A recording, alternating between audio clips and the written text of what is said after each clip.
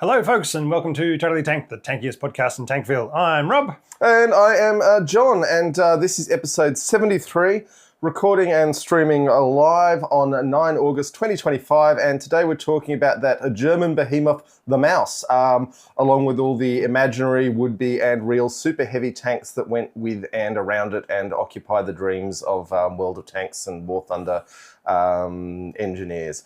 Now listen, if you haven't already, please head over to totallytanked.net and sign up for the email list or the RSS feed so that we can let you know about updates without having to beg permission from the fascist oligarchs who own social media. And also, if you like the show, for God's sake, smash those like and subscribe buttons and leave positive reviews wherever you encounter our material. And just quickly, some much needed thanks. David Mitchell-Hill Green, the author and friend of the show, sent us photos from his trip to Kubinka, which are part of the slideshow for those on the video feed. And the first beer in cans is on us, David. Also, we have not been thanking lately Luke McGrath, who's responsible for our intro music, which for years has convinced people that we're more professional than we really are. That sounds so good. You can get the head going. Yeah, no, he met the brief perfectly. I wrote the brief, which was for exactly what we got. And finally, the website Mike's research was extremely helpful for this episode. And while we haven't met Mike, we dip our lids. He does some really great research, mostly into armoured vehicles. All right, let's say hello to our folks on the chat. We got Ra, Alexander Vlad, Tasman, Comrade Da, Brandon Make Stuff, Monty Mace, and Alan Desmond. Thanks you all very much for joining us today. It's great to have you here. I hope everybody's doing well. Now, Monty, really glad you could make it. I believe you're our first convert from TikTok to the main show, so it's good to see the new wave coming on. I think we also, all right, Alan and Monty were in the chat earlier. Yep.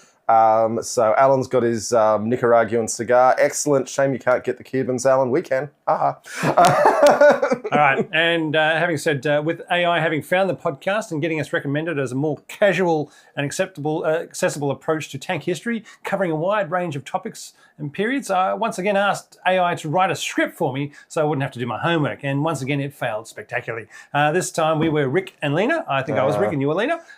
We start with an upbeat, intense guitar riff intro, and it didn't even give us something to drink. At least the last ones gave us cocktails.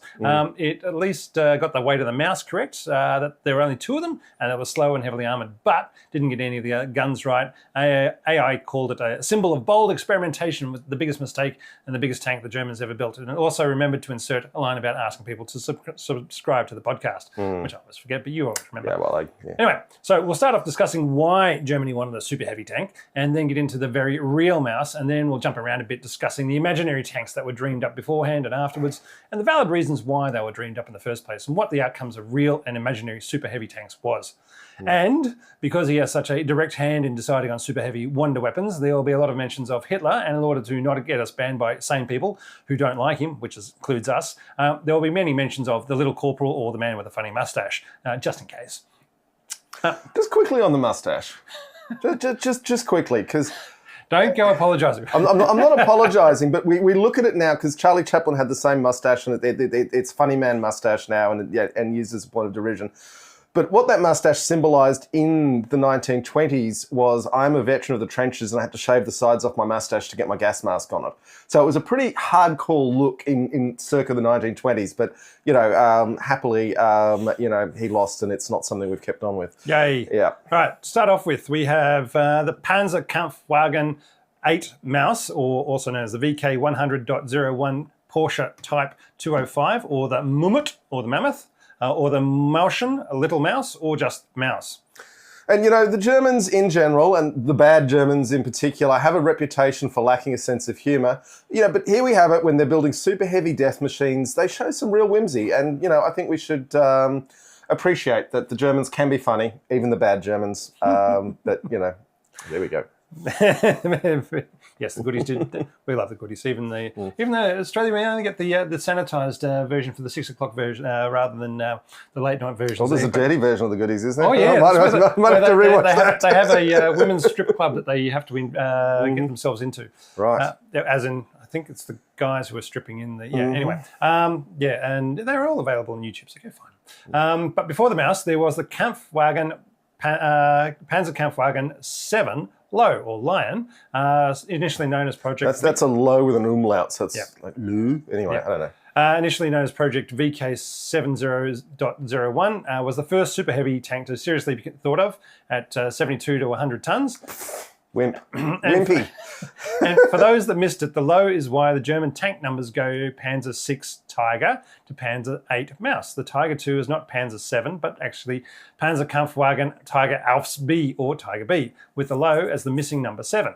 And to dive deeper into it, there was also the Lichter low, the light line at 76 tons, and the Schwerer low at heavy line at 90 tons. See, more German humour. Light line at 70 tons. I mean, come on.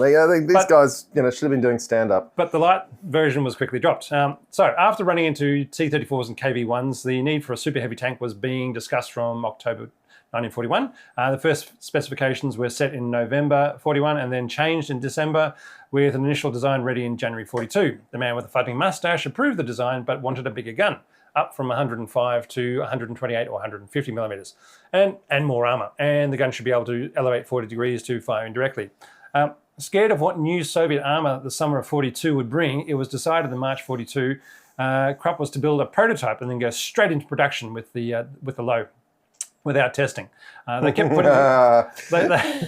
putting together new designs in April and May, but we're going to have to rely on thinner Tiger 1 armour and the transmission, and hope the Maybach HL 230 800 horsepower engine due for release in early 1943 would be available on time. Krupp was looking for between 80 to 90 tonnes, whilst Little Corporal was already wanting a 100-tonne tank. The project was cancelled in mid-May, abandoned in June of 1942, but Krupp kept on drawing until July, when they were ordered to start work on what would become the Maus turret. Just quickly looking at what's happening in the chat. Brandon's noting the smallest tank was Goliath. It was a remote control bomb with tracks, but okay. Combro Dars noticing that from the Maus footage, for those on the video feed, is that every external piece is flat welded stock except for a couple of bits. A lot of what we've got is actually wooden mock-up as well, but we do try and put in the subtitles when it's the wooden mock-up. But in terms of design, you could tell this was a concept tank, not a real tank, because it didn't have stuff stuck on every surface, which real tanks do quite quickly in real use. Yeah, because you want to have somewhere for your engineering tools, even though you're not going to be doing any engineering for them out. Yeah, and your backpacks and Anyway, now we get to the design and development of the Maus.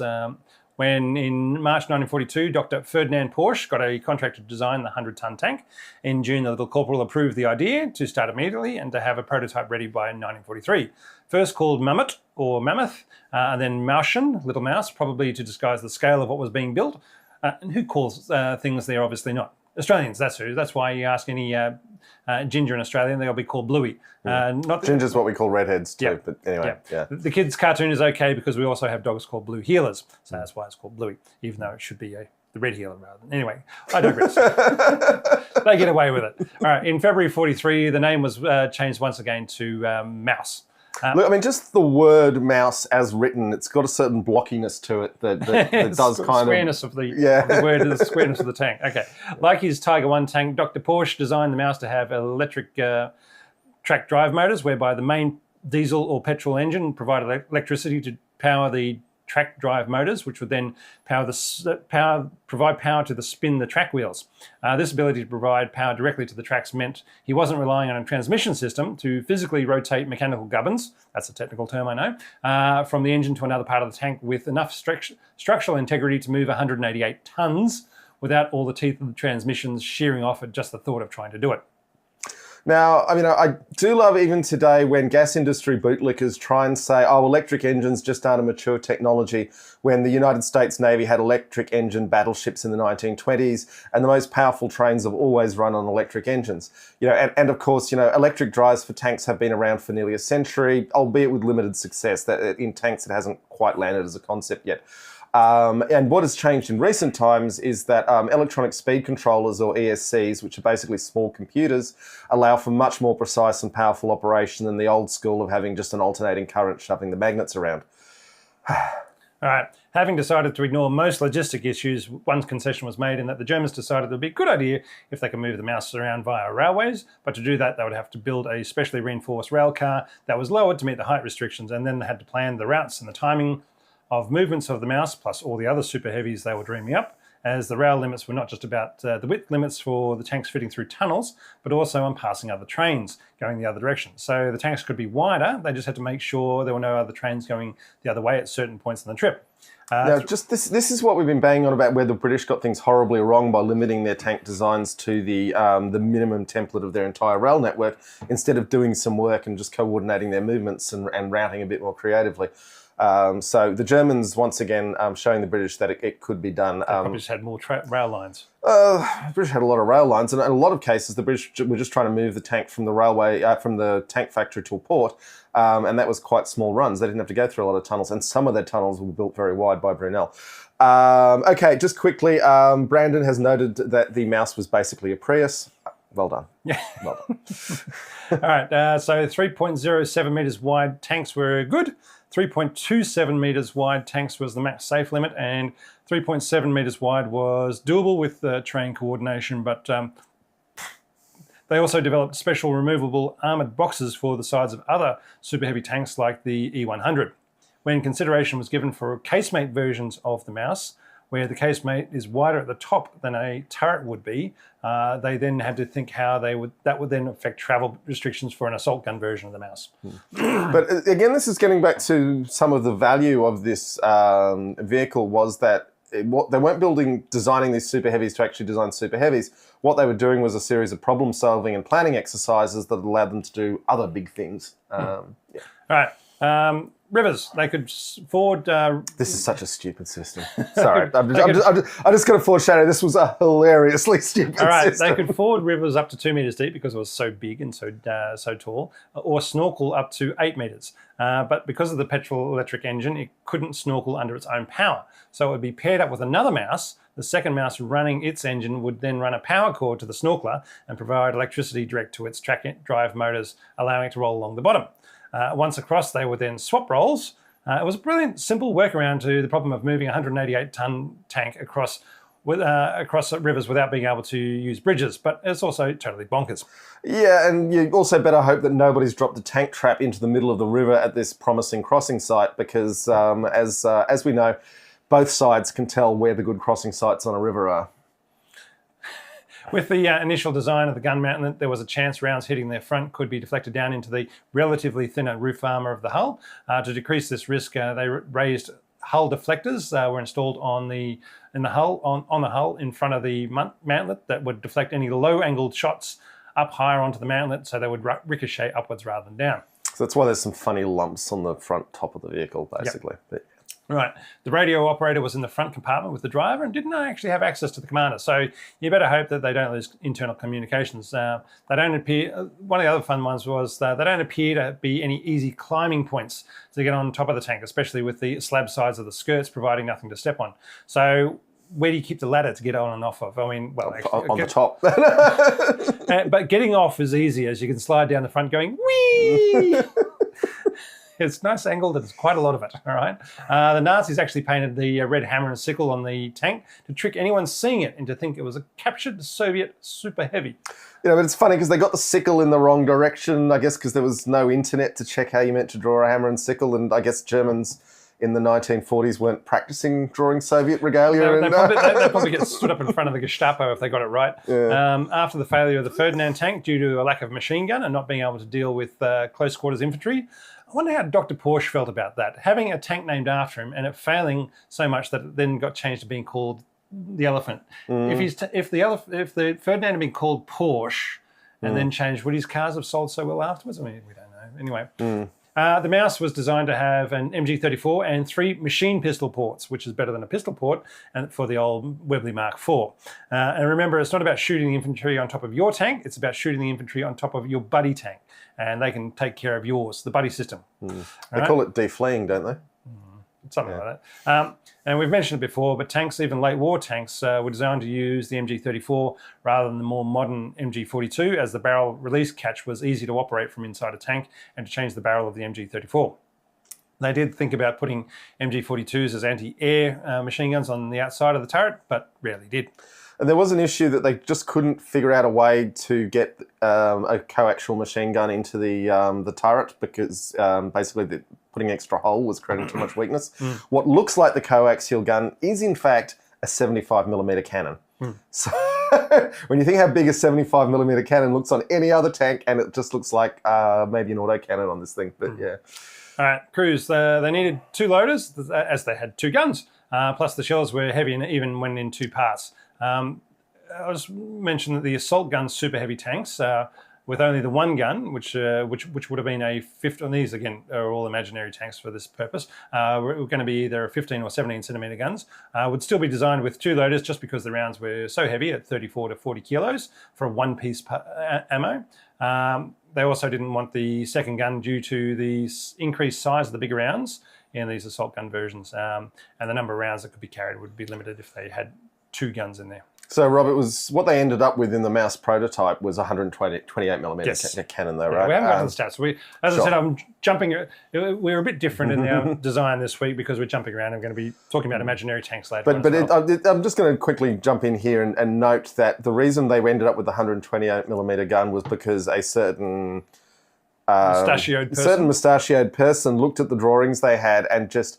What he apparently said was, it looks stupid with that tiny gun, you need a bigger gun on it, which sounds a bit like the whims of a madman, but probably what he was actually saying was, if we're going to build a 180-ton tank, it may as well have a decent-sized weapon on it. Well, it started out as 100 and just got bigger from there, and so once it got bigger, you put a bigger gun on. Yeah. But at least the 128mm gun was actually in use. So whereas you had the 88 flak, you also had a 128mm gun flak. So they actually had those guns in service already. So it was a case of, yep, this one works really well, so why don't we put this one in as well? So anyway, May 1943, a full-size wooden mock-up was made to show the mustachioed one what it was going to look like, and how it was going to operate. And get this, it had the 2 rear flamethrowers. How orky would that have been in a super heavy tank? I feel they pay homage to Gork being brutal and cunning rather than Mork, who's cunning and brutal. However, some sports said that they had to be taken out, but approval was given for 150 of the Mouses to be built. The Mice. So from there, so yes, rear. I'm just going to say, looking at the rear flamethrowers, and you've got to ask, who is operating these? How are they aiming them? And do you need to back the tank up to the pillbox you're planning to attack? Who cares? All right, it's got twin flamethrowers, all right? Gork loves that. Yeah, but I can't see anything in the mock-up for these flamethrowers on how they're actually supposed to be operated effectively. And I also suspect that the German leadership who eliminated from the design had quite similar questions. I just want to quickly say, Cornelius has joined the show as well. Good to see you. Pointing out that delousing was the word I was looking for when tanks clean infantry off each other. There you go. Thank you. Okay. All right. RAF bombing raids on the factory in August 1943 delayed production, and resources were then diverted to other projects. So only armour that had already been cut and assembled was to be used, and the initial 6 prototypes was changed to 2. This was the only tank production affected by Allied strategic bombing. So to the point it was completely terminated by the bombing. The Krupp works were hit so hard, and a lot of things they could move around, but Mouse parts needed very big cranes, and it just became impossible. So I've got a picture of a Lancaster bomber in the slide deck because that's what killed the Mouse. The Mouse. Yeah. The V1 prototype was assembled by Alket in December 1943 with a dummy weighted turret and the 1,080 horsepower petrol engine, with testing starting straight away. The V2 prototype was finished in March 44 and was fitted with a fully completed turret that should have gone on the V1 tank. But they were reunited eventually when the V2 turret went on the V1 tank that's preserved to this day. Yeah. So. The electric track motors and the weight of the tank meant it was not much impeded by in the way of terrain, and whilst roads were nice, they didn't...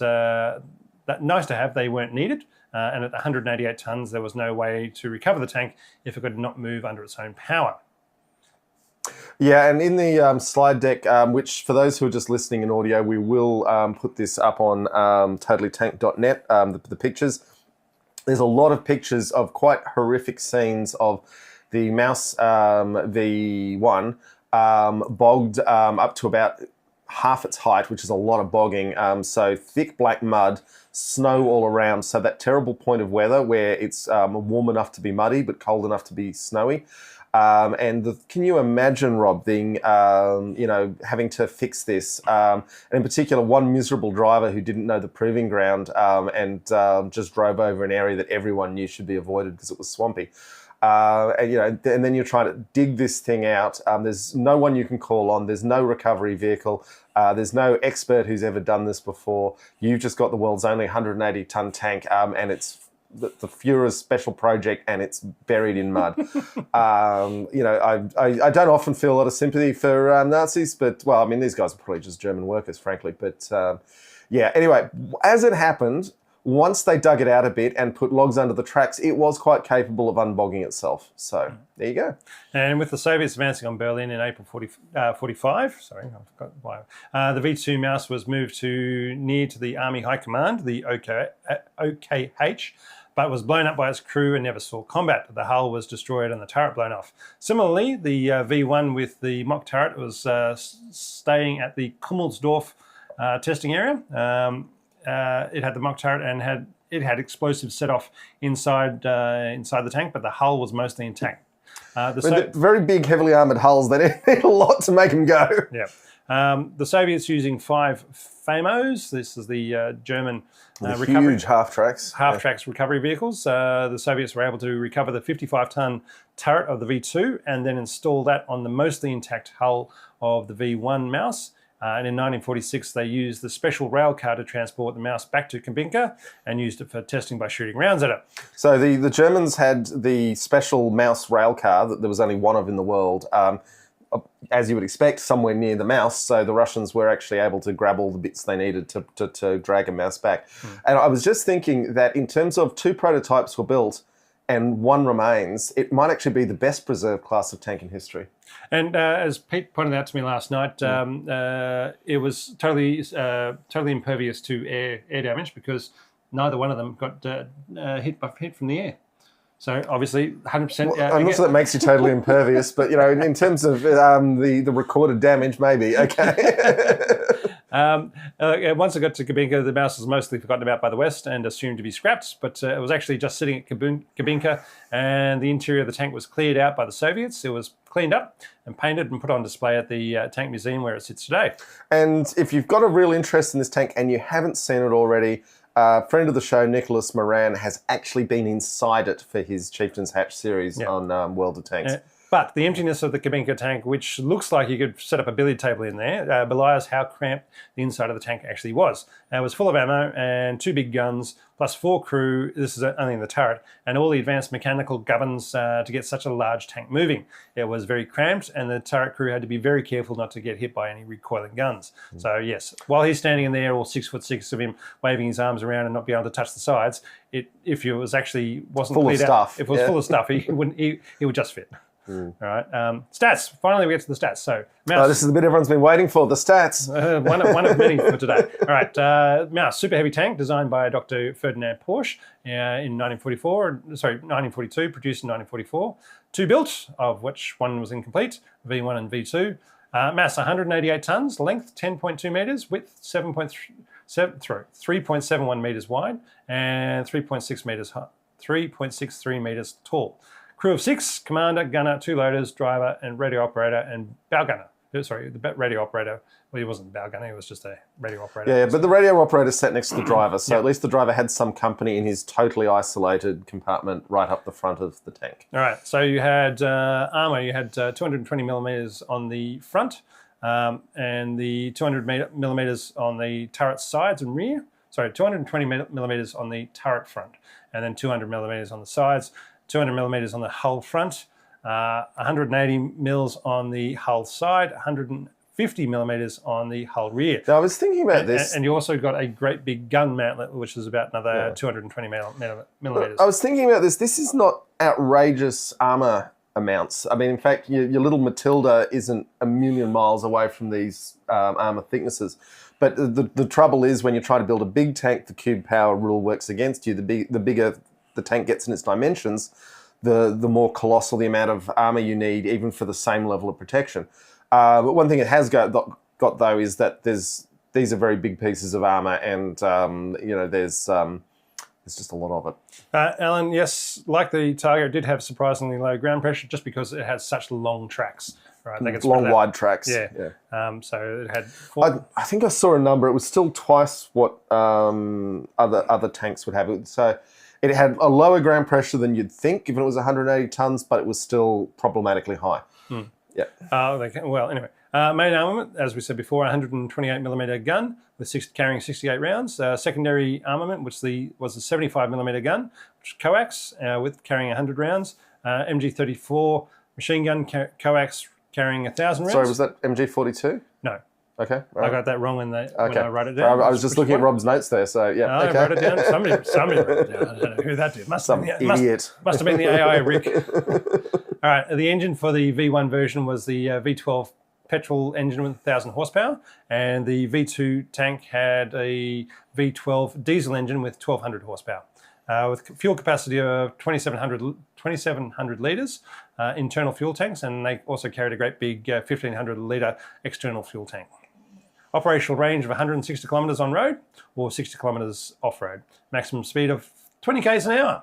Pretty good. On road. But it was also governed to stop it shredding stuff inside of it. And usually only moved around at 18 at most, usually 13, but could get up to 18 comfortably. Look, in the recent Matilda Revisited episode, I talked about how 25 kilometres an hour, it's not fast compared to a car, but it's the top legal speed of an e-bike. And in terms of covering ground, it's faster than walking. It's faster than walking. It's not too bad. But 2018, that's starting to get real pokey, particularly for such a big target. You know, if when the enemy guns are zeroing in on you, you'd be a bit nervous at that speed. Yeah. All right. So we've talked about the mouse. Then there was the Mouse 2.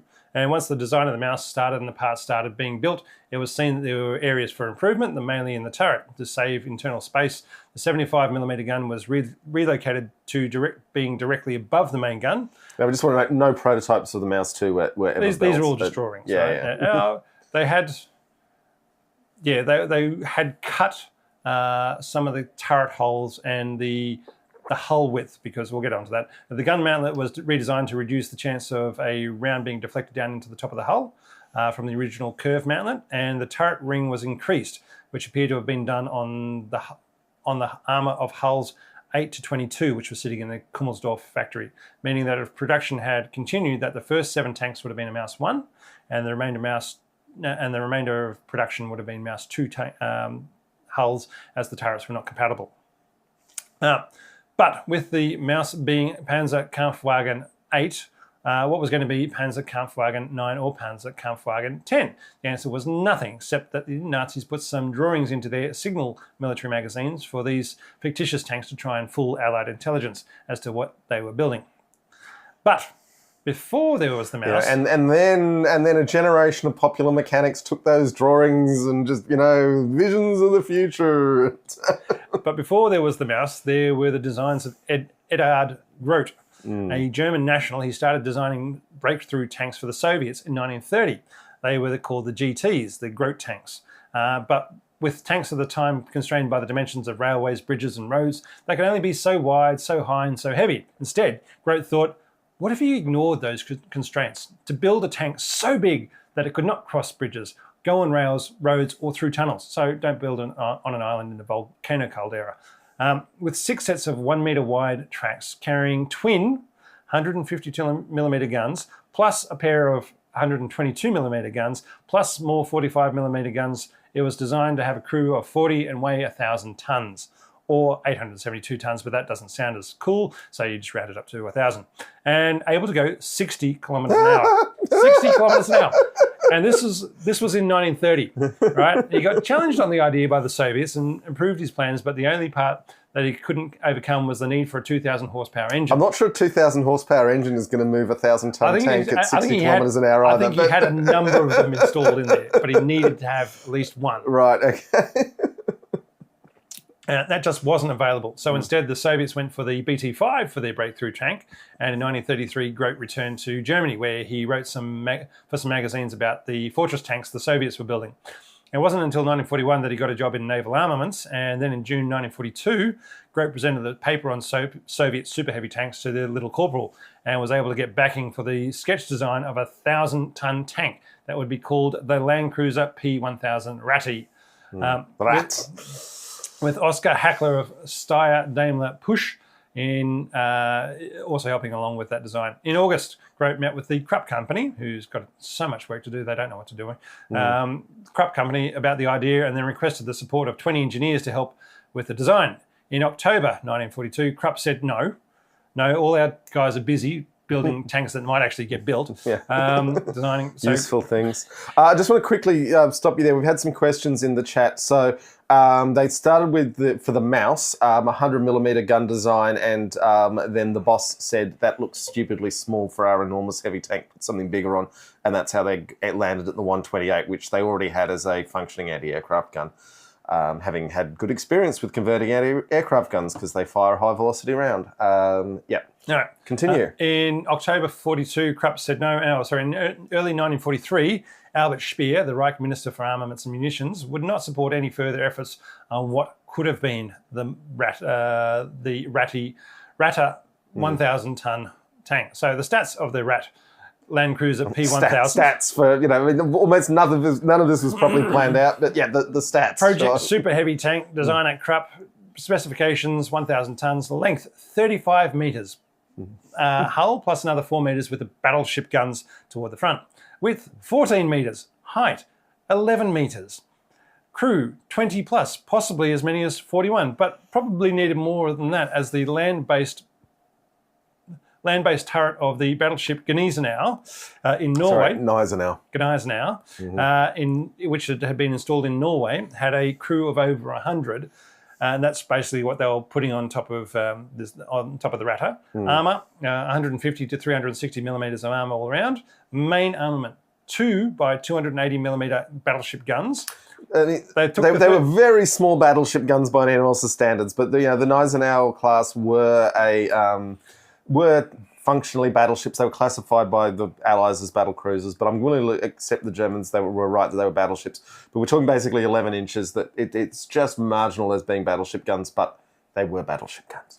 They took the third gun out of the battleship turret to make room to go in the tank. All right, secondary armaments, they had a 128mm hull gun, which was pointed forwards. Then they had 2 37mm guns, 24 20mm ACAC guns, 24 30mm ACAC guns, and 4 15mm autocannons, and then another 4 MG42s, all mounted on the rear deck of this behemoth of a tank. It would have been great fun as this thing rumbled along at 60 kilometres an hour and you're firing all your guns in the air. I mean, that would have been awesome. It had, for the engine design, it had 8 Daimler-Benz 20-cylinder diesel Zeppelin engines, or 2 MAN 24-cylinder submarine diesel engines producing 16,000 to 17,000 horsepower. Which is getting more like it. But we've still just got the issue that at this point they're just picking numbers out of the air. And It's fun numbers, though.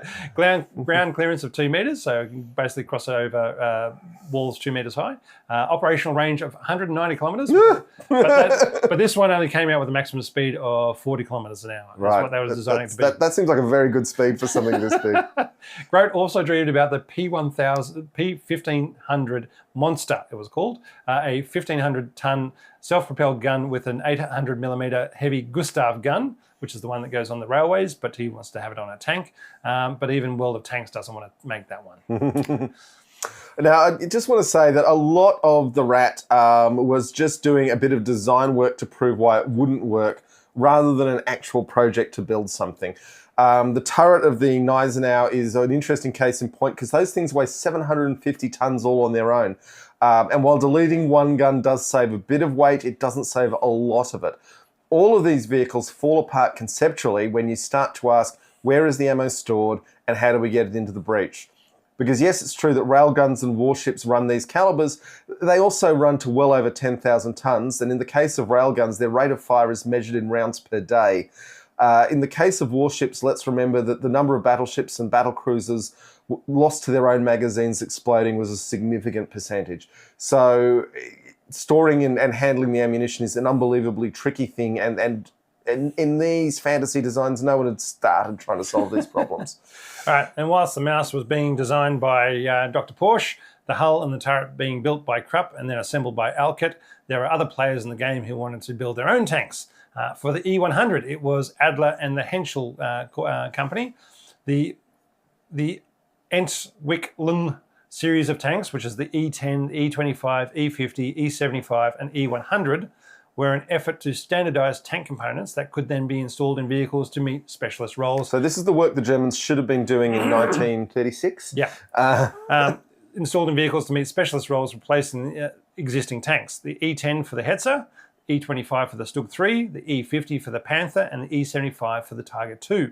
These tanks would have been cheaper, faster to build, and simplify logistics with standardised components, but without providing any great improvements on the existing tanks. The E100 would then be the E-series replacement of the Maus. However, its origins was the Tiger Maus. So, let's get into the Tiger Maus. Sure. Brett Parker's joined the show. Hello, Brett. Thank you for joining us. When the Maus was proposed by Porsche in June 42, Krupp wanted to design their own super heavy tank and put forward an idea for a 150-ton tank in September of 1942. They had a chance to present their homework at a meeting of the Panzer Commission in November 42, but it hadn't quite finished. So they submitted it again 4 weeks later in December. At first, the weight went from 150 to 155 tons and then up to 170 tons. But to achieve this, a new drivetrain would need to be invented, which they didn't have. Then the word came back that it's better to drop armour than not be able to use the Tiger 1 or Tiger 2 drivetrain. The decision was to drop protection, which brought the weight down to 130 tons. Previously, it was also being called the Maus, but at this point, it became known as the Tiger Maus because, and even with all these reworkings of the homework, the design was cancelled in mid-December. But now, we're kind of getting to hear this other point that comes up in Maus, which is just that because they're building at Maus's 188 tons, vehicles that are heavier than anything built before, things like bits they thought was sorted like the interior of their road wheels, they were finding that the rubber was breaking down after 15 kilometres and they needed better materials and better design. And there's a limit to what you can go to with finding exotic materials like titanium, and there's limits to what... Unobtainium. Yeah. Adamantine. There's limits to what better design can do to replace these failings, and then sometimes it's like you just can't build it this big and have it do the things you want it to do. Yeah, they should have taken Wakanda if they want to be able to build these things. Well, you've got to treat Wakanda with respect, don't you? Vibranium. All right. So it was cancelled in mid-December 42, but not willing to put up with just an A in their markings. Krupp went to Albert Speer and asked for an A+ for their 130-ton Tiger Maus design. But in January 43, the man with the funny moustache said no, that only the Porsche Maus design would go ahead. But where is the E100, here you ask? The cancellation of the Krupp Tiger Maus, a member of the Panzer Commission, who was in charge of setting up the Outfuelled series of tanks, directed the Adler company to build a prototype E100, as Krupp would be too busy building other tanks, like the Maus. The E100 was a further development of the Tiger Maus to try and standardise it with the parts commonality of the Tiger 2. The Adler company had no experience with building tanks and didn't really get started until June 1943 to design a 100-ton test hull. Then in spring of 1944, they turned around and asked Krupp to build them the hull for them, as they didn't actually have the means to build this 100-ton tank. Krupp was a little bit miffed at this, as no one had told them that it was that it was happening, and they only found out when they get told to build their tank for somebody else. And as we've seen in the slideshow, Krupp had actually built a lot of Maus bits. They hadn't assembled too many of them. They only assembled 2 of them, but there were a lot of very big castings that would have taken a lot of time and effort. And for somebody else to turn around and say, oh, here's your Tiger Maus, we're calling it the E100 and it's being designed by somebody else. Get to work. So in May 44, and that was happening in May 44. By January 45, they'd finished the prototype hull and a number of the other parts of the tank were being delivered. No turret though. The turret was to be similar to the design and layout of the Maus 2, the same turret ring size and the coax 75mm gun on top of the 128mm gun. So no longer coax, but yes. Yes, on top of, but with the much less armour. Then the war happened and it remained incomplete when the Brits captured the site near Paderborn in May 45. The Brits hauled away the hull and the parts away to the UK for review, but later scrapped everything because they needed the cash. Now there is a bit like, a legend. The son of the owner of the scrapyard reckons that there was a weird German enormous tank hull that they just buried, and it might still be somewhere on the site. waiting like King Arthur to return. That's like the art installation in Commonwealth Park that was buried in 1976, so nobody can see it, but it's still there. Yeah, it's still there. It's still art. Yeah. It's still art. It's art that's buried under the ground. All right, stats for the E100 super heavy tank. One partial prototype built. Mass 140 tons, 8.7 metres long, with a 3 metre gun forward. Width 4.4 metres wide. This is where they had the removable armour side. That's boxes that they could put on the side. Which is why it could be 4.4 metres wide. So I was going to say that's a very wide tank. Yeah, so these were removable armoured boxes, which could. Anyway. Yeah. Height 3.3 metres high. Crew of 6. Commander, gunner, loader, assistant loader, driver and assistant driver, or radio operator. Armour, 150 to 200 millimetres of armour on the turret front. On the hull front. 120 millimetres on the hull sides. 150 millimetres on the hull rear. 40 millimetres on the hull top. It's not enough for a big tank like this. No. But yeah. 200 millimetres on the turret front and 80 millimetres on the turret sides. 150 on the turret rear. And again, only 40 millimetres on the turret top. So yes, much less armoured than the other super heavies. Main gun, 128 millimetre gun with a secondary 75 millimetre gun on top of it and a MG34. Now, I just quickly want to note that, here we have the Germans aiming in their dream tanks that never entered production for a 128 millimetre gun. Soviets with the IS-2 had a 122 millimetre gun in service in 1944. Yep. But anyway, yep. Engine. They wanted to put in a supercharged Maybach HL232 producing 1,200 horsepower, but ended up with a Maybach HL230 from the Panther only producing 700 horsepower. Transmission. They wanted a Maybach Mekidro transmission, but they put in a Maybach normal transmission with 8 forward and 8 reverse gears. Which everything Maybach did was perfect for a Panzer III, and no one gave them a clear roadmap for what was needed, and it was all a struggle. Which was the transmission from the Tiger II. Operational range 160 kilometres on road, 100 cross country. Maximum speed they planned on 40 kilometres an hour, but only got 23 from the prototype because it had a smaller engine with less reliable drivetrain. And all these were still petrol engines, which were using incredibly rare in the dying days of the Third Reich. And incredible quantities of petroleum, when if they'd developed their diesel engine technology properly, they would have been much, much, much happier putting sludge into these things. But yeah. Well, yeah. I don't know if they're synthetic oil things, whether they can generate more diesel or petrol from coal. I don't know. I believe it was easier to make diesel than high-octane petrols. But yeah. All right. Now, we get on to the Jagdtiger. It's not a super heavy tank. It's not super heavy. It's not even a tank. Why is it here? Because it was the heaviest armoured fighting vehicle of the war. It mounted the 128mm gun that would be used in the super heavies, and it had casemate armour the thickness of the super heavies, and it actually existed and saw combat. Design and development of the Jagdtiger, with every other Panzer hull getting made into a casemate assault gun. They had the Stug 3, the Stug 4, Jagdpanzer 4, Jagdpanther, Elephant/Ferdinand. So obviously the Tiger II needed an assault gun variant, which was the Jagdtiger. And yes, we're pretty sure someone was looking to make a casemate version of the Mouse. It needed a bigger gun than the long 88 of the Tiger II, and with the 128mm Pak 44 coming to significant use during 1943, it was seen as ideal. The Pak 44 was as good as an anti-tank abilities as the 88mm gun out to 1,500 metres, and much better out to 3,000 metres, as well as it also had good HE rounds. The ability to kill tanks at 3,000 metres was deemed very important to the troops, as it meant Soviet tanks would take 7.5 minutes to close the distance instead of 2.5 minutes for a 1,000-metre range that they were getting kills at. I just want to address a quick comment from Alan here, saying that it's often overlooked the vastly superior gasoline and oil supplied by the USA to the Allies. That is extremely true, Alan. On the other hand, the Germans went to much better technology with fuel injectors to overcome their crappy fuels. If the Allies had made the jump to fuel injectors with their superior fuels, the horsepower race would have been over. But yeah. All right.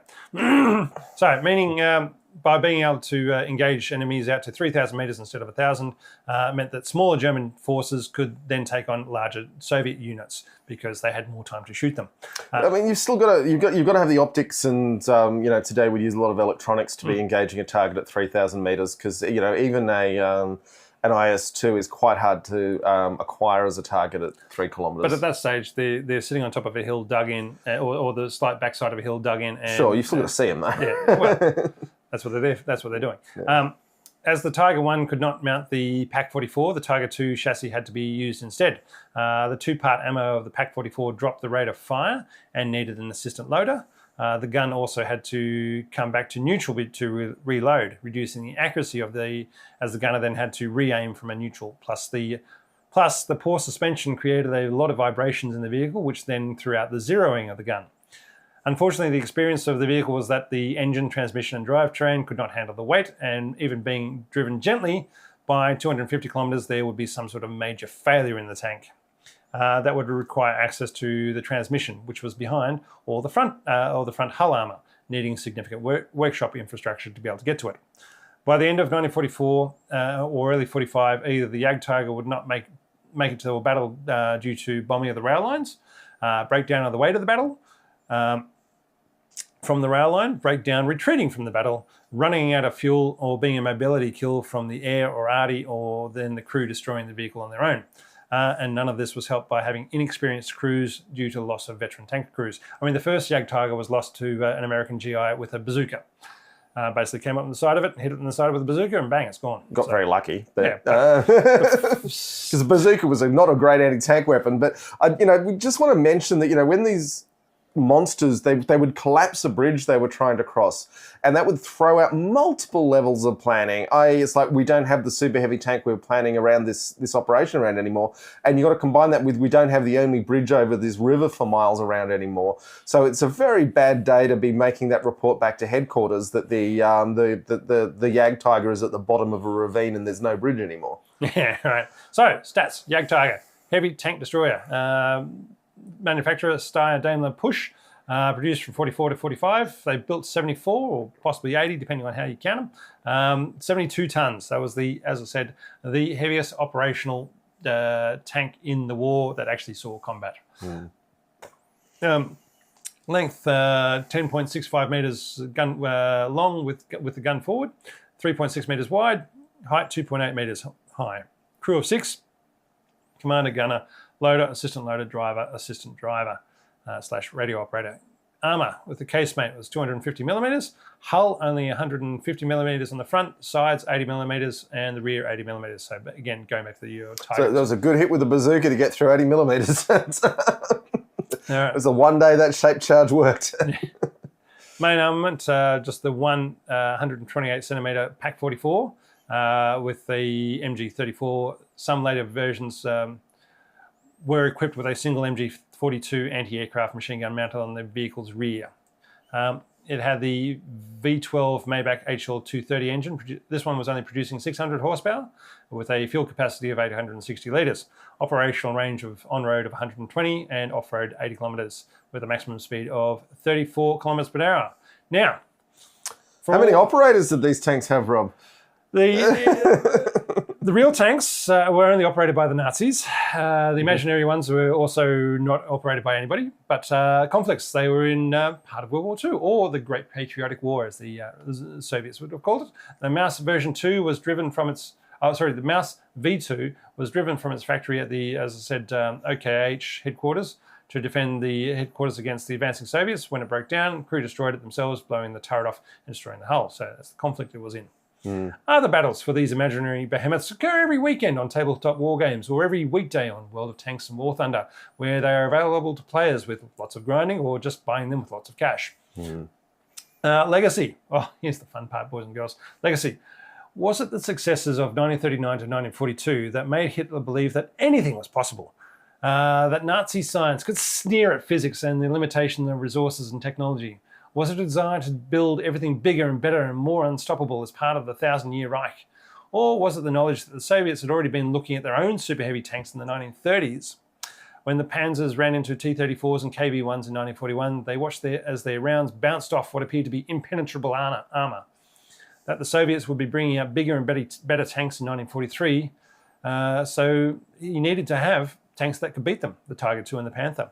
And if the war was still going in 1944 and 45, he'd better have even bigger tanks ready to take go, as the Soviets would be rolling out scarier tanks like the IS-2 and IS-3. So with hindsight, it's easy for us to say the Maus and the other Nazi super heavies were a waste of effort and resources. But in early 1942, when the Nazis were winning at everything and expected to continue at winning, and that was the time to start planning for the future winning, soon afterwards, the Nazis were no longer winning easily, and someone might have tried to persuade the boss to focus on the basics, or just one wonder weapon like that heavy water stuff with nukes. That's when he started getting a bit paranoid, though, and he wasn't listening to anybody else. Speer, Porsche, Grote, the Panzer Committee, Krupp, Alkert, Adler, Henschel, Steyr, Daimler, Pusch, and plenty more were all vying for more control, more prestige, more contracts, and more money, right up until the time the Allies were knocking on the factory doors. I think there is a point to be made, though, that part of the German establishment was saying we don't have enough crews and we don't have enough fuel, so we need a decisive qualitative advantage in our tanks. And that means building super tanks. Now, what you could also do if you've reached that level of clarity and lucidity in your mad fascist fever dream is to say, actually, we can't win this war against the Soviet Union and the USA and the British Empire at the same time, and we shouldn't have got into this war in the first place, and we shouldn't have killed all these people, and this whole thing's been a really stupid idea. Sunk cost fallacy. Yeah, so I guess sunk cost fallacy to some extent, but... yeah, it's yeah. The tank giganticism was not stupidity, though. It was trying to find a solution to an unsolvable problem. All right. They gave a look at what wonder weapons could be built without regard to logistics. Wonder weapons may win battles, but logistics win wars. Wonder weapons win surprisingly few battles, and the history, particularly the second half of the 20th century, is the less technologically sophisticated side winning through will and organisation. But yeah. Which is called logistics. Yeah. But now that I think about it, being a draftsman, drawing up all these crazy plans... Oh, they were having fun. And they weren't on the Eastern Front, they were doing drawings in Berlin.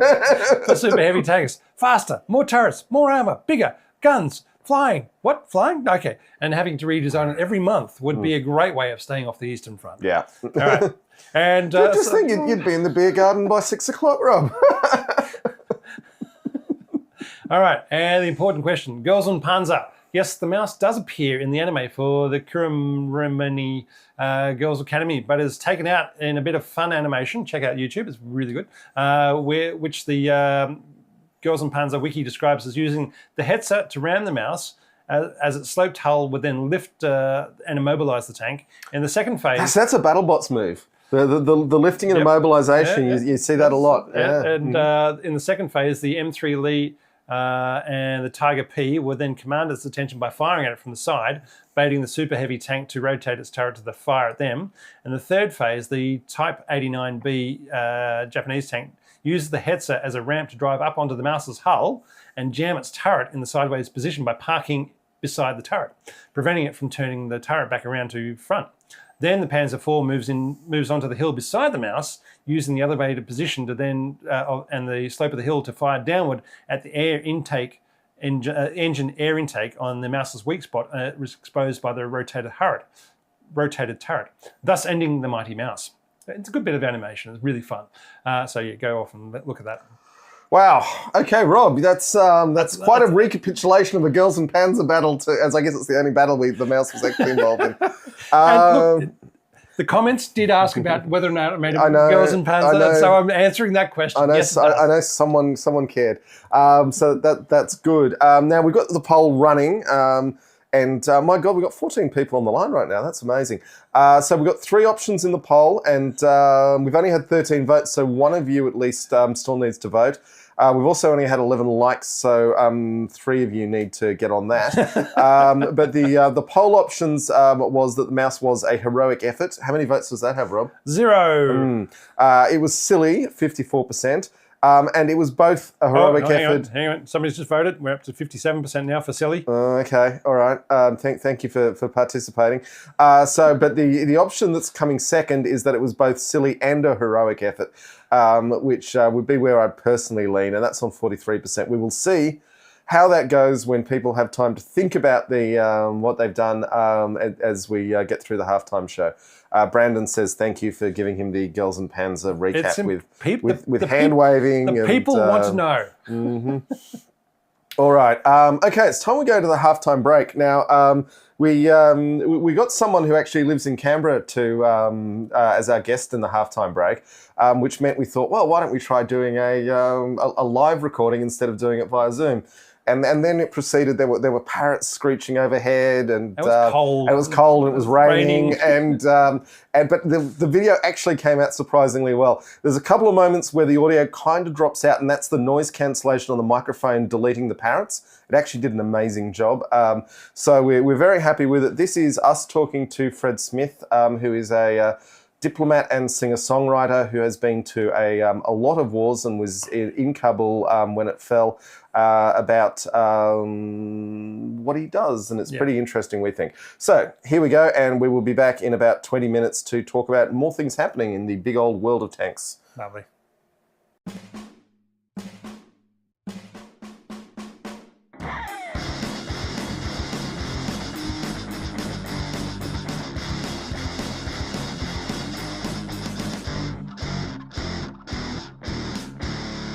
So we are down here by the beautiful banks of the mighty Sullivan's Creek, and we're joined by Mr. Fred Smith, singer-songwriter and international man of mystery.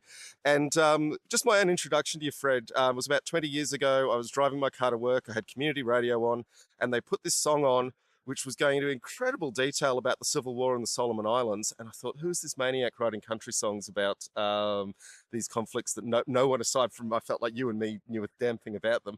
Obviously, more people than you and me knew about them. But so can you tell us how you started going to war zones and meeting not only our participants in them, but also the locals there and writing songs about it? How did that all come to happen? Yeah, well, like most artistic types, I did an economics law degree and joined the Foreign Affairs Department in 1996 with, dreams of postings in Paris and New York. But it turned out I had a real problem with desk work. And in the late 90s, opportunities came up through the Australian Foreign Affairs Department to work in Bougainville after the conflict there, which of course is the easternmost province of Papua New Guinea, and shortly afterwards the Solomon Islands, when ethnic tensions blew out in October, November of 2000, and they were sort of peace monitoring operations. Truce peace agreements had been struck, and civilians were sent there alongside, in the case of Bougainville, armed forces. In the case of the Solomons, our police, to monitor the peace process. And it was also around that time that I developed a songwriting problem. And I'm being very, very honest with you here. And you got into the community radio over in, was it Bougainville or Solomons? Both, actually. Yeah, I had a radio program on Radio Bougainville called Saturday Night Party, which is Papua New Guinea Pidgin for Saturday Night Party. Mm. Yeah, and we'd sing songs in Pidgin and do a show about gardening and things like that and play requests. Yeah.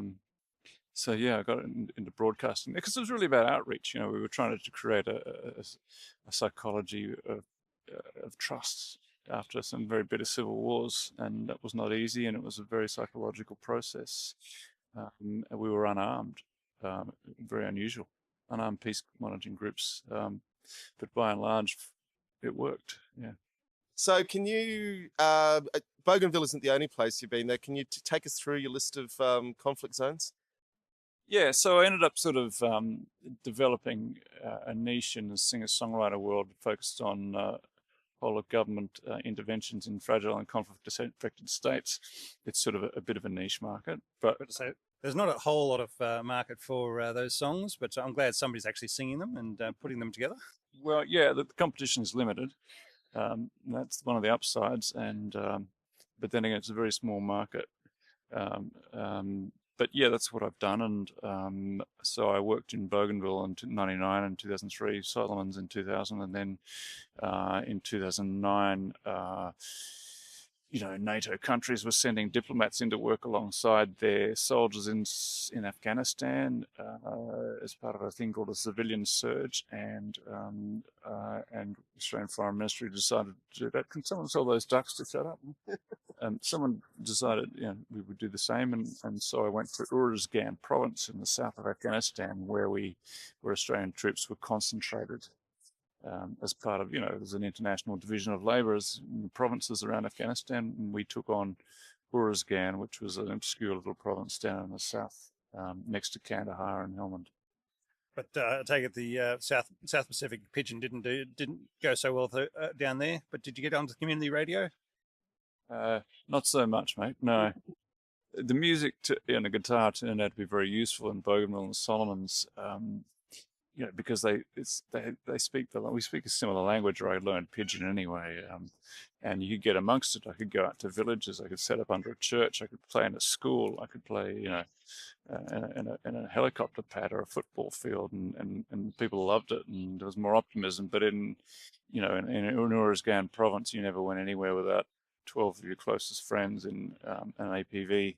And the risk was real, and so I did play a lot of music with Afghan people, and there's a bit of footage of me on YouTube doing that. But it was a much greater cultural gap, and the security issue was more real.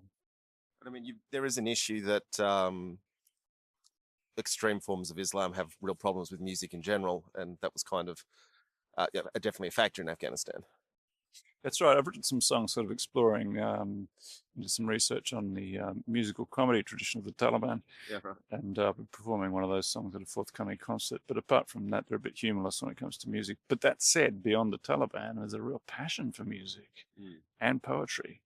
They love it for all the desperation they live in. It's one of their consolations, and they have a very particular musical tradition, which is on a continuum from Central Asia through to India, and they listen to it all and love it, and I got amongst it with those guys to an extent, playing music with them, and it's when you come and go as part of an armed force, people do 6 months, 8 months, 1 year deployments. It becomes a bit transactional for us, and they tend to see us as a sort of source of power and resources in their own struggles. But if you let your guard down and play a bit of music, suddenly you humanize yourself with them, and it did have that effect amongst those Afghans I worked with. I guess while we're talking about Afghanistan, this country and Western countries in general have created an enormous generation of young veterans, which is something that we tend to think of veterans as old people who fought in World War II. But there's very little culture when I say culture, I'm basically talking about music or even movies surrounding what they've been through and what they've experienced. And partly because you were there, partly because you were a singer-songwriter before you went there, you're one of very few artists who's written those songs. And I know you're very heavily booked up around Anzac Day because there's a lot of families of veterans who your music really speaks to. Yeah, that's right. Me and Eric Bogle and John Schumann are very well employed around Anzac Day. And 26,000 young Australians served in Uruzgan in Afghanistan, and of course, hundreds of thousands from NATO countries, including the US, and they had a very particular experience, and they do, and their families do seem to respond to my stuff. I think because the details in it,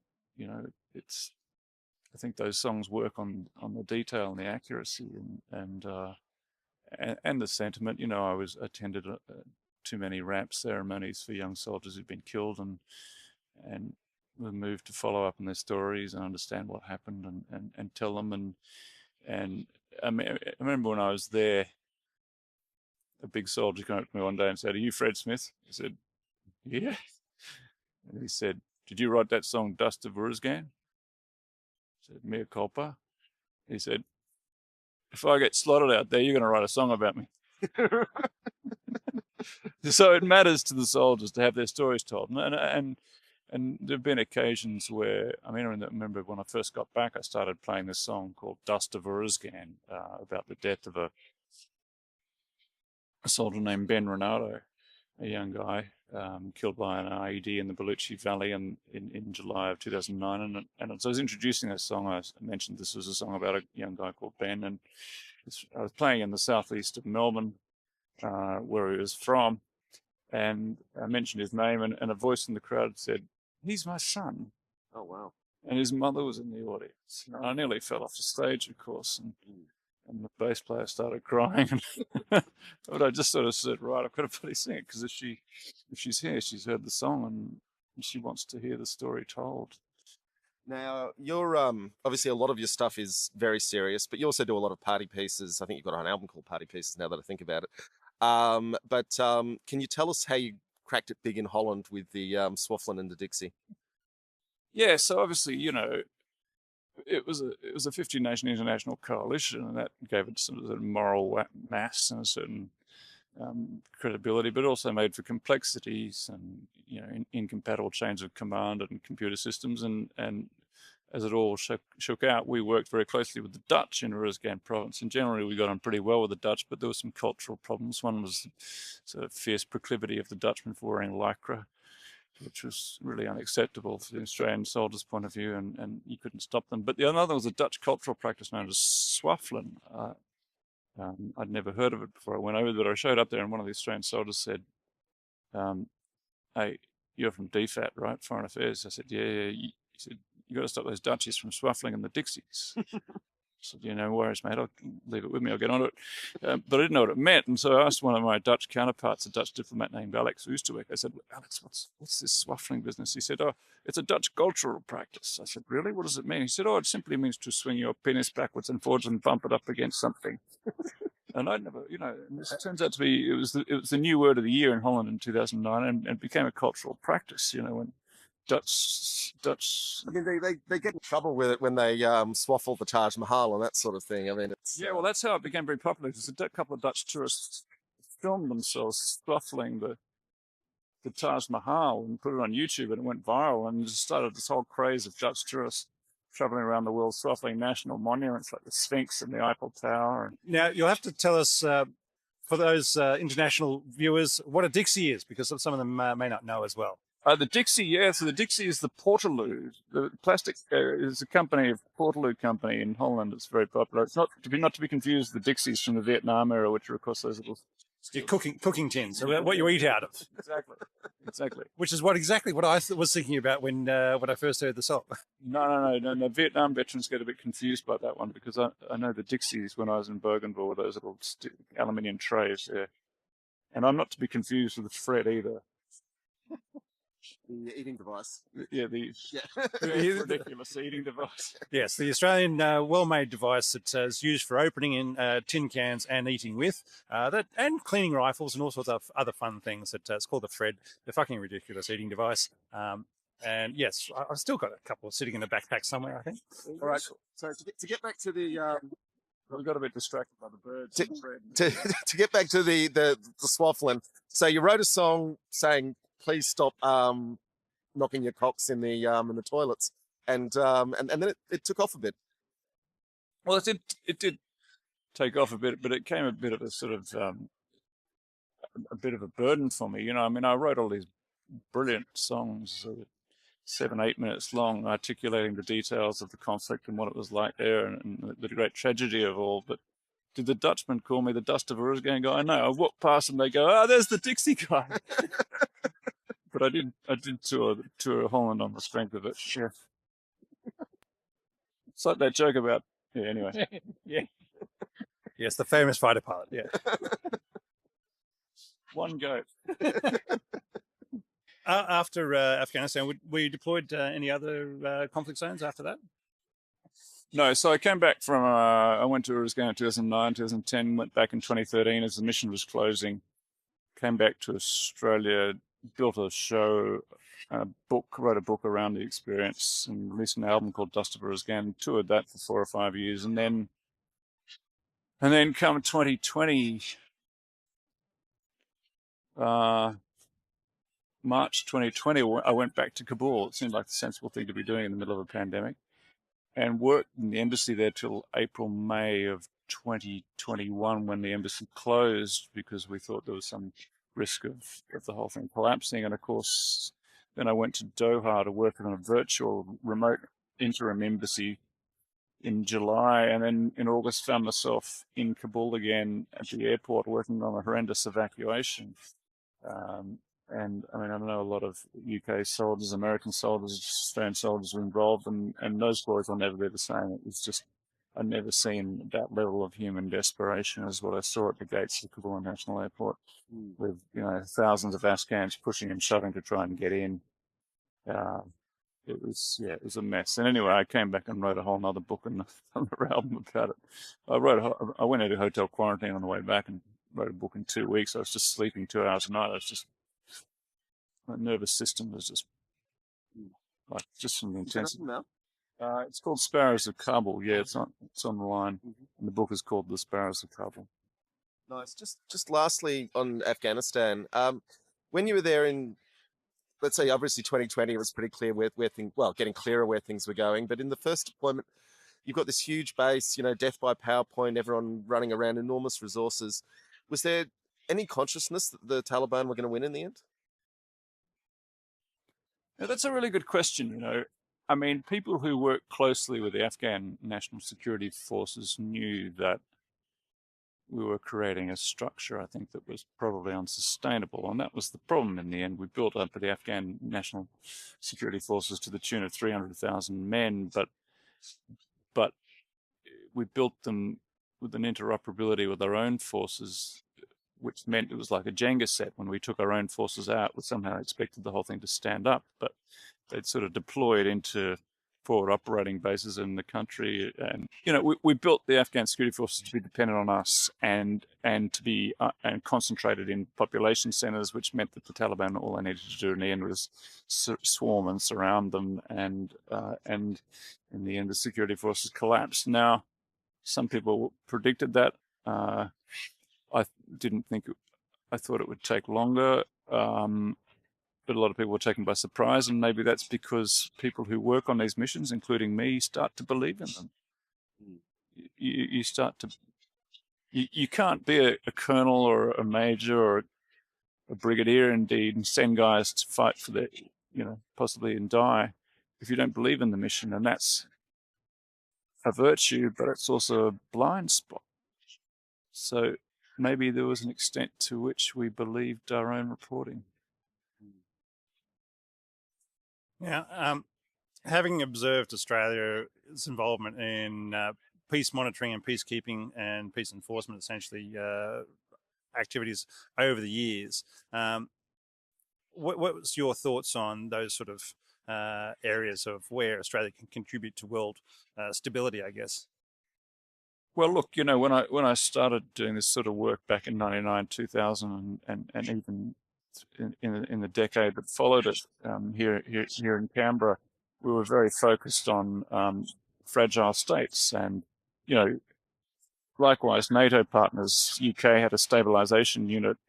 The Department of State had a stabilization unit. We were all about stabilizing fragile states in intra-state conflict, civil wars, basically, and that was our concern. But now I can tell you that the Australian national security community is very focused on conflict prevention and deterrence. We're like the birds here. We're a bit worried about the big one and trying to prevent it. And that's the focus now. When I say the big one, I mean World War III. Sure. I guess lastly, before, because the weather's closing in on us here as well as the birds, did you have a favourite, let's say tank, but vehicle in your travels? Yeah, well, look, I always found a bit, on the inside, I found tanks a bit pokey, a bit claustrophobic, and the other thing about tanks is because they mess up the grass a lot. Right. And so my preference is for the Bushmaster. I think they saved a lot of the Bushmaster built by Raytheon, armoured personnel vehicle. Talus, sorry, yeah. It's okay, we'll get you back. Strike me down with a light. Yeah, Talus, an Australian company based in Bendigo. And they just, by some freak of nature and design, they just turned out to be the ideal vehicle for for Afghanistan counterinsurgency work. V-shaped hull, saved a lot of lives. Air conditioning. Air conditioning. Yeah.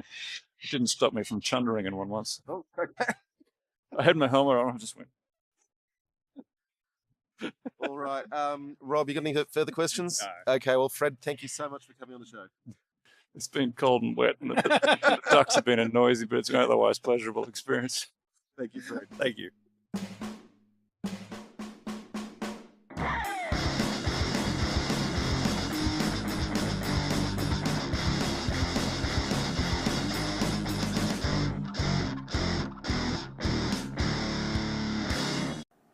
And thanks to Fred Smith for his insights into Australia's deployments to conflicts over the last 25 years. We encourage folks to go buy his music and his books and enjoy the warmth and humanity he brings to people living in desperate situations.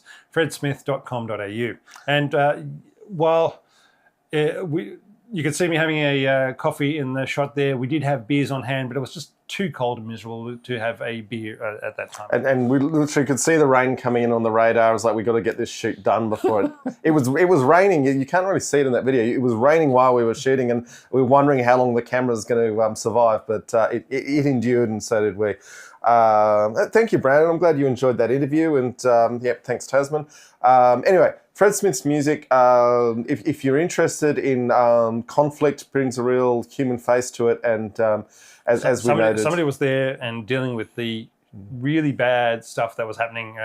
The fall of Kabul was crikey. You wouldn't want to be. I hadn't actually realised he'd been in Kabul when that happened. Well, but, it was on his website that he'd done that, and so that's why he's got a new book coming out. Sparrows of Kabul. No, it's out. It's out. There you go. So anyway, so thank you, Fred, for indulging us. As we said, he's a Canberra boy, and we've been around that long that we've run into. I was at his housewarming. There you go. He used to live around the corner from me. But okay, it's time to Rob. What's the most important part of the show? Thank our lovely patrons who do so much.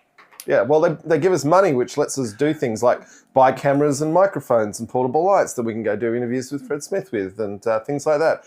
So, Rob, I've got to say, how good was the interview that John did outside in the rain with the parrots going overhead? And the wind. And the wind. All that happened. And besides my T-shirt looking a little bit more purple than it is now, which is blue. So, he's freaking awesome. Yeah. Thanks, John. Yeah, it worked well. But thank you, patrons. All the equipment packed down into my bicycle panniers as well. Okay, Rob set this going. So, thanking our patrons. The Artificier, who get the interview early and the ad-free video and audio of the show, as well as the warm inner glow of supporting this strange endeavour. Anton Gorbanov upgraded his tier because he was so happy to get the mouse episode, so I hope he's enjoyed it. Brian Jenkins, Chicago John, Chris Pezet, Cornelius Weber, Hans Wormhat, Johnny Oot, Maxi Mixed, Monty and Pear. Then down in the Apprentice tier, who also get the ad-free audio and video of the show, we have Malky King, Christoph Keller, Dan Sapienza, David Mulvaney, Elliot Spicer, Floaty Burb, Gihuk, Hans Wang, Henry Hammer, Jay Beckman Strauss, James Van Dyke, Jamie Stokes, Red Rum MX1216, Arina, who I just want to say welcome to the Patreon, and we're sorry we missed you in the last shout out because Patreon had spat the dummy in it while I was preparing that bit. Russell Phillips, who has been in the chat, good to see you, Russell. Scotch12, Steve Broomfield, Steve Matthews, and Tony L. Now, quickly in terms of Patreon and Apple, keep calm and carry on, but use your web browser to join if you're so inclined, and also check out the website totallytank.net to find out how to sign up for all sorts of things. Now, it says beer review here, but we're still on the VBs, so we will get back to the beer review. But don't worry, it's a German beer. Oh, wow, Rob, you've broken the mould there.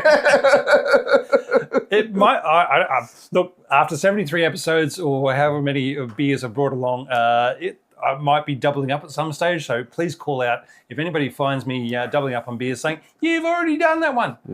Oh, that's going to happen. I don't At least know. it's a beer from the right country. You'll find out which one in a minute. So Oz Armour Fest 25 is upon us. We're literally packing our bags.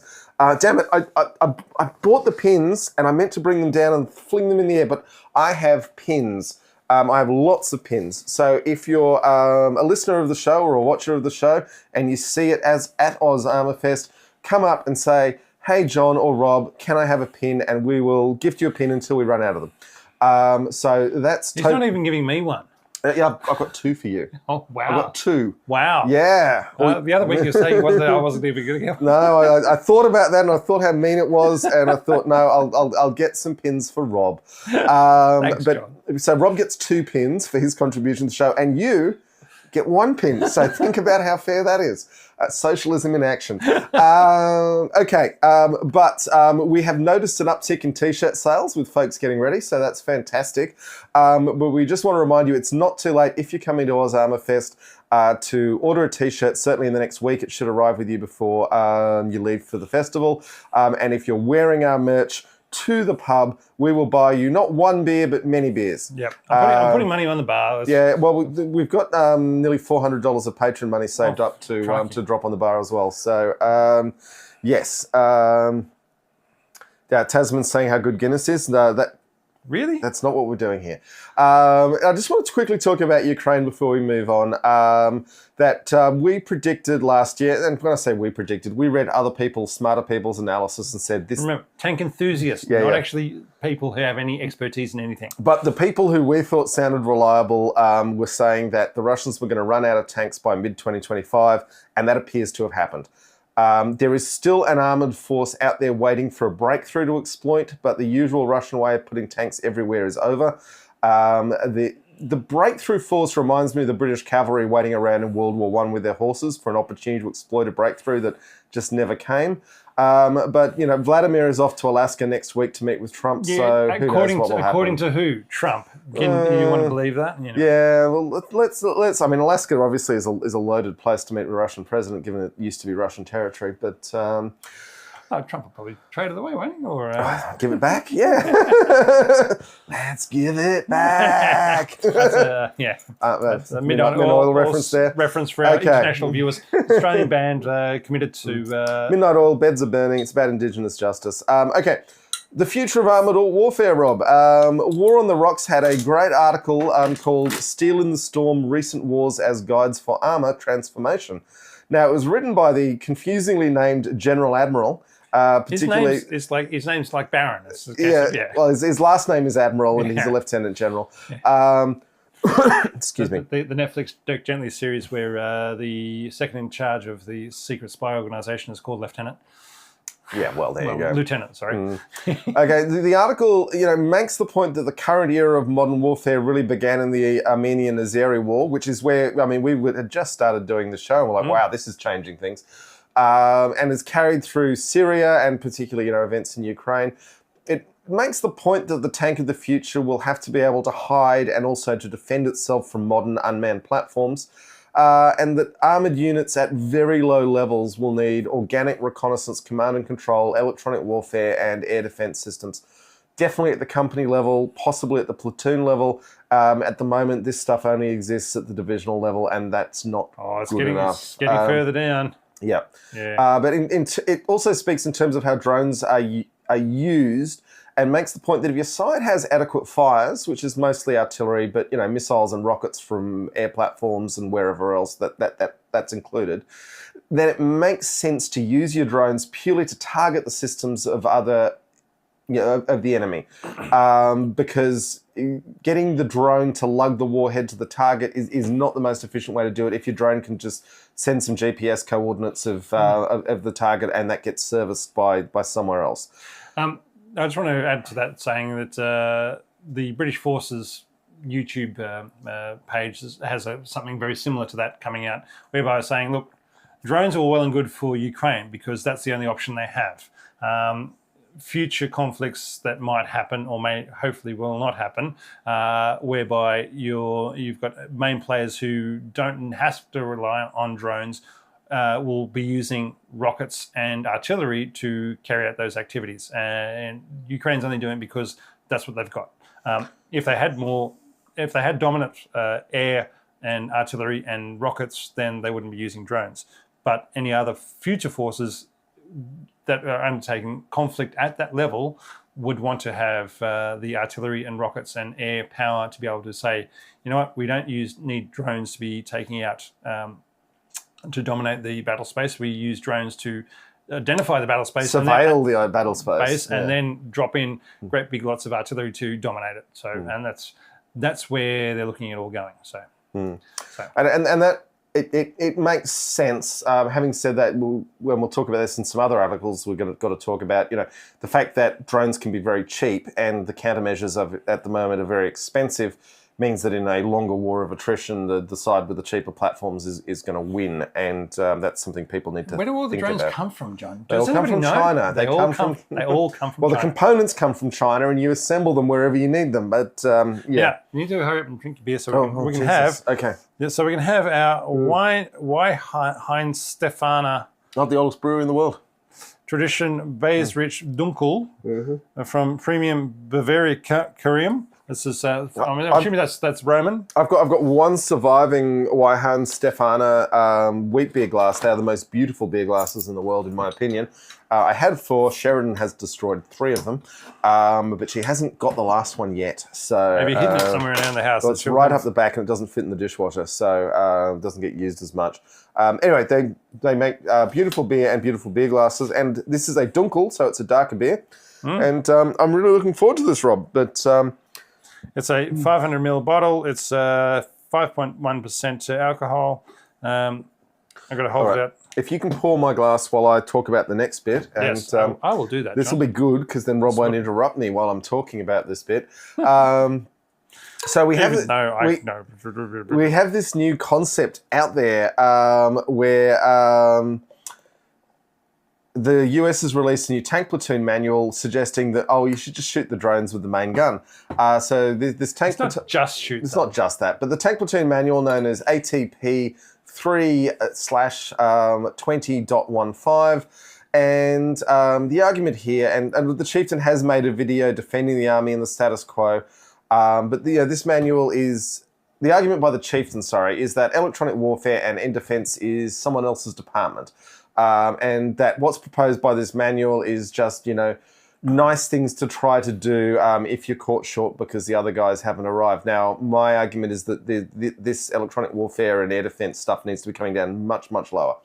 But the advice is to aim the main gun half a football field in front of the drone and try to fire a beehive round or a proximity fused multi-purpose round. And the other advice is turn off the engine and make the loader sit on top of the tank to find out if they can hear any drones. As if the loader doesn't have quite a lot to do inside the tank if you're about to fire 120mm rounds for short-range air defense. It recalled to me Rudyard Kipling's advice to the young British soldier: when you're wounded and left on Afghanistan's plains and the women come out to cut up what remains, just roll to your rifle and blow out your brains and go to your God like a soldier. So those are Kipling's wise words from 1890. Okay, and online people are saying, but we just need Stinger loadouts to shoot down drones. Stingers are too expensive to shoot down drones. You'll lose your war fast firing that. You need something cheaper. There seems to be an unwillingness in Western circles to grapple with the need for low-cost and fully automated solutions to low-cost and fully automated problems. We keep saying it, the tanks aren't going away, but they're going to need something on tracks with armour is going to have to carry the many heavy and power-hungry systems where they need to go. What those systems are exactly won't be just a whopping big gun, though. Rob, time to rebut me. All right. Having said all that, I'm with the chieftain in whereby saying, look, having a process, even if it's not a good process now, is better than not having a process at all. So having some sort of documentation saying, you know what, this isn't the solution, but it's as good as we're going to get right now. So hopefully they do deploy the cages that we talked about last episode of they're going to put on cope cages, and this is how you build the cope cages in order to ensure that the security of your tank, and this is how you provide security, be able to take out drones in the air, and basically providing the documentation saying, look, we haven't got a perfect solution yet, but we've got something so that you know what to do. So you're not running around like a chook with its head cut off when something happens, and saying, "Oh, there's a drone coming. What do we do? I don't know. What do you do? Oh, who knows?" And you've actually got something written down because you know what soldiers like: processes, standard operating procedures. You give them something saying, "Don't have to think. You just have to do what you've been trained to do." And so that's my thoughts on it. Anyway, something better will come. Yeah, but I don't. I don't think it's going to be enormously. I don't think we're going to see a lot of tanks shooting down drones with beehive rounds. Of course not, but at least it gives them. There's an option. Keeps them busy while they meet their maker. Exactly. Nobody's panicking. They've got job to do. All right. Ukraine is now providing their soldiers with clips of rifle ammo that shoots pellets so they don't have to carry around secondary shotguns. It's not compatible with suppressors or other muzzle attachments. So basically this is shotgun rounds that you can put in a 30-round magazine for your assault rifle, and they can just say, whack it in, and if the person sitting on top of the tank, armored vehicle, pickup truck, whatever, in Ukraine sees a FPV drone coming in to blow them up, you can let loose with 30 rounds and it shoots out a hell of a lot of pellets rather than having to pull out his secondary shotgun that might have the same sort of thing loaded in it. But it just means that you've got to know which. You got your magazine with the blue tape on it that says that's normal rifle ammo with ball, and you got your magazine with yellow tape on it. That's the one with your scatter shot in it, and you can throw out a. It does raise the question, depending on what your requirements are. Like if you find you're shooting 70% of the time with the canister round, the flechette round, the ball bearings or whatever. Pellets. Okay, but if you're using it most of the time, then the rifling in the gun is a waste of time, and you might be better going to some sort of smooth bore. This way, it's not going to affect the rifling of the gun. So it's a case of, as long as you don't need it, as long as you're not special sneaky peeky pokes who need suppressors, then you may as well throw it on there. It does make you wonder if the future assault rifle needs to be rifled, given that tank guns have moved away from rifling for similar sort of reasons. But anyway, the jury is still out on the best way to operate drones and deal with drones, and that's going to change over time. The Ukrainians have started that process and say, look, because the soldiers have been carrying around secondary shotguns in order to carry that sort of undertake that role, and this way they don't have to carry around a secondary weapon, and they don't have or have one person with a dedicated automatic shotgun type thing. Yep. All right. Now, speaking of bad ideas for drone defence, what do we got now, Rob? Shoot the drones with a tank-mounted minigun. Yeah. I was thinking about the General Electric minigun as it happens. Ah, says the professor, you mean those really amazing rotary machine guns like the one Blaine had in Predator. This is from a quote from The Greatest Show Off Earth by Robert Rankin. It's a great book. Which was written in the 1990s, I believe. Yeah, something like that. All right, maybe they can load them with scattershot, which would make them... Oh, rotary scattershot. You're throwing lead down around now. Plus, also making them remote controlled would be good. So right now, somebody gets out, sticks their head out, grabs hold of the minigun and throws rounds down range to take out drones. But as I said, load them up with 7.62 scattershot and make it remote controlled, and nobody's sticking their head out. This thing can aim at targets as it needs to. So many pellets going out down range that. Yeah, maybe you'll hit something. Tasman's saying that for the minigun to work, you'd need a radar system and be set up like a crow's. This is what I'm talking about. It needs to be fully automated because, also with drones moving into the future, even if they're not fully autonomous and they're getting a lot more autonomous, they're literally going to hit the point where there's a button on the controller that says zigzag. So, they can just be automatically, randomly jumping around. It's going to be almost impossible for a human gunner to get them. I think you're going to need an automated system, Unless you can throw out a hell of a lot of pellets. Now let's talk about this beer. Yeah, it's the first mouthful was very nice, and then after that it's gotten even better. So this is a Dunkel, which is a German brown ale style, and it is hopped almost like an IPA. It's a very punchy, fruity hop bill for a traditional German beer. Now, you reckon 1516 is the oldest thing, or is it? Or are we going 1040? I don't know, but I know they are definitely one of the. See, Seat 1040. I'm assuming that's not when the. I think that might be when this brewery was founded. There you go, and or Bayersrich Reichsgrund von 1516. Well, that might be when that. I don't know. We don't speak German. We don't speak foreign. You probably should have researched this, Rob. Anyway, I just rely on you. I just bring beers. Let's just talk about this beer. It's nice. Which is a really good brown ale. It almost has the mouthfeel of a lager, but it's got the hop profile of a quite modern West Coast style American beer. It's got the coat of arms of Bayern on it. Yeah. Two rampant lions and a quartered quartered shield with a crown. Well, if I'd known this was the beer, I would have brought down my my beer glass from this brewery. But so Sheridan can break it tonight. I'm hiding it from her. Okay, so we've got a little more. It's good. A little more to talk about because Australia has announced that we're buying Japanese frigates, which is the first major weapons export of Japan since the Second World War. And we became very close to buying their submarines a few years ago. 10 years ago. But the French. It also had something to do with they sent one of their Sawyer-class submarines to Australia, and our submariners got on board and realised that the conditions built for very tiny Japanese sailors in a very cramped Japanese submarine were going to be extremely problematic for fat Australians to move around inside. And our enthusiasm somewhat diminished then. But we're buying 3 of the Megami class, which seems like a good idea. With 5 more to come. So three of them. We're going to build 5 in Australia, apparently. But the meeting of minds between Japanese and Australian dockyard workers is going to be a fascinating cultural clash. We do have some good shipbuilders in Australia. Austal in particular are world-class and competitive.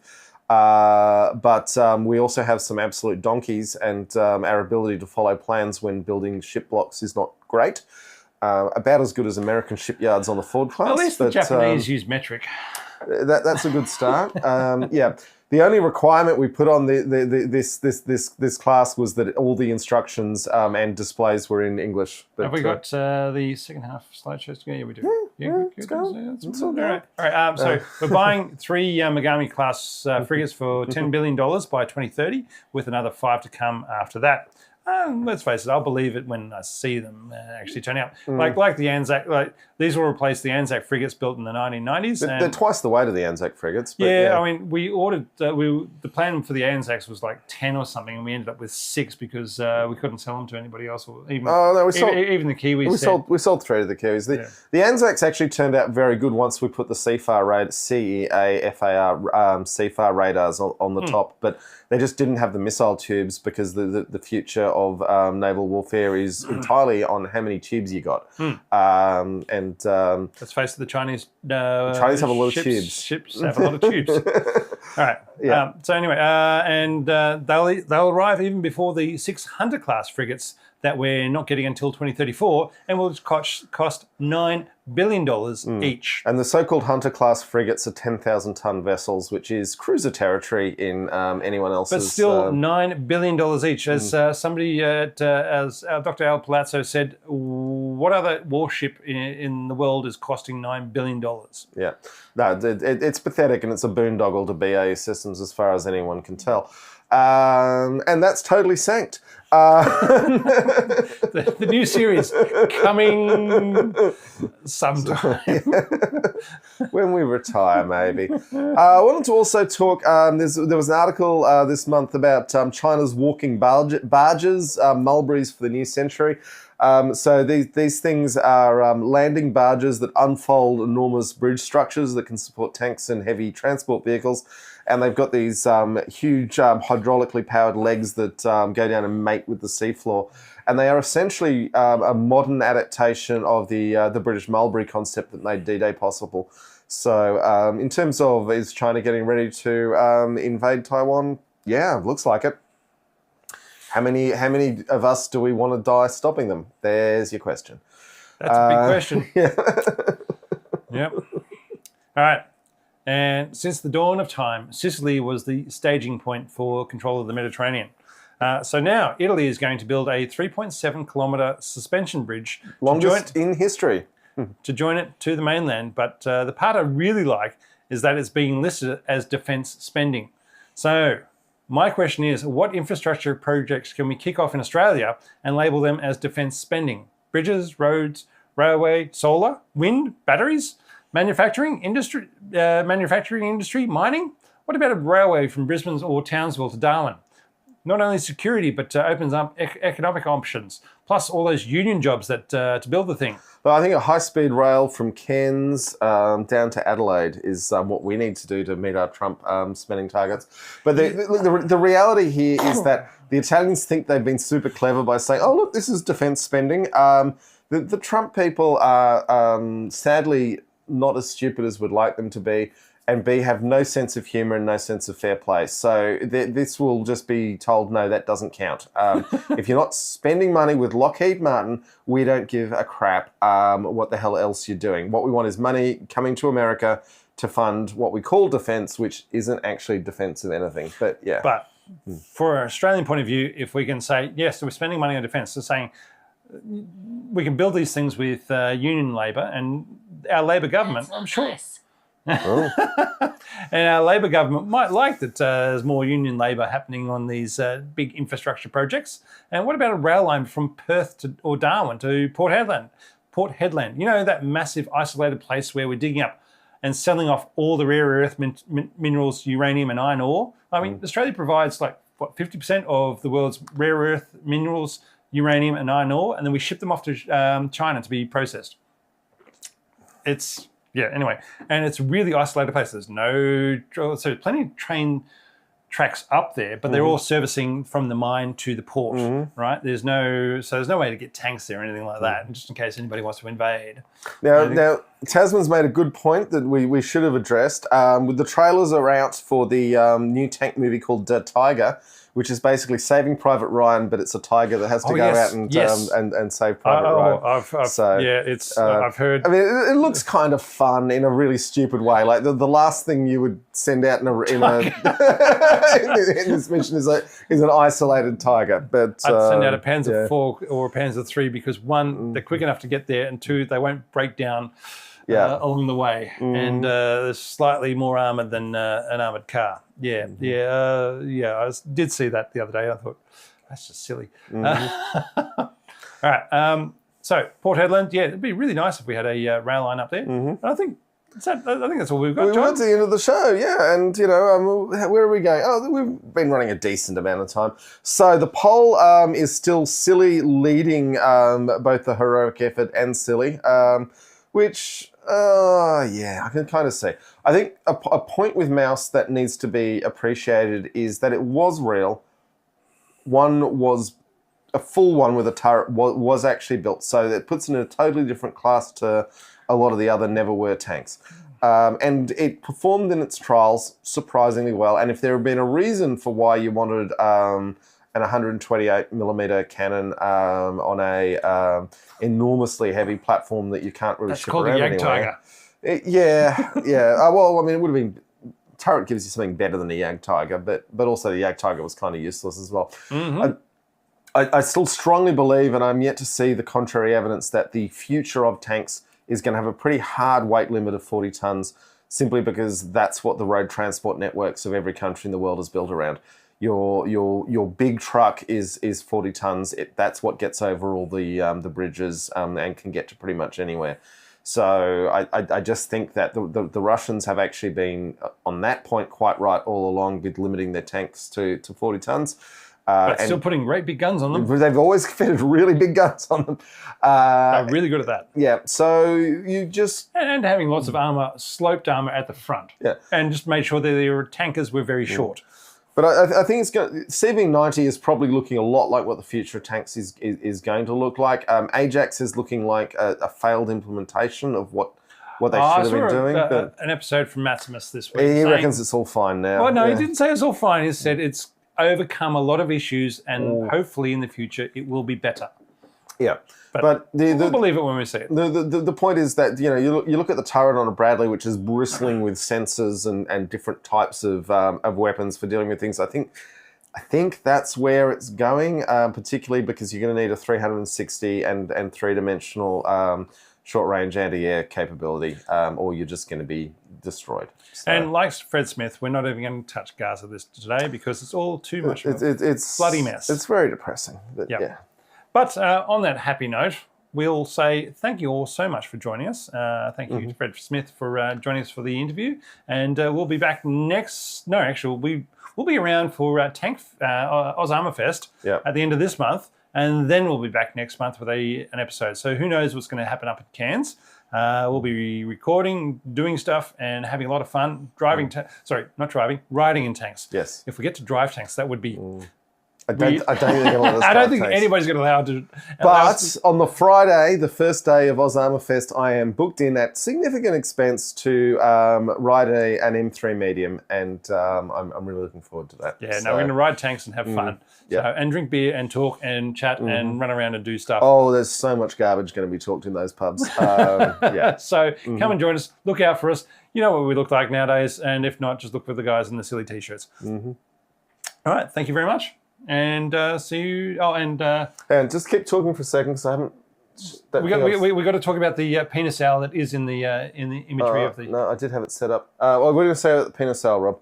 Yeah, it's up there for the Megami class, just because the Megami has this enormous penis structure on the top, and Australians just like giant dicks, and so that's been in the slideshow. But I think at this point we're going to play ourselves out, and we will see you folks soon.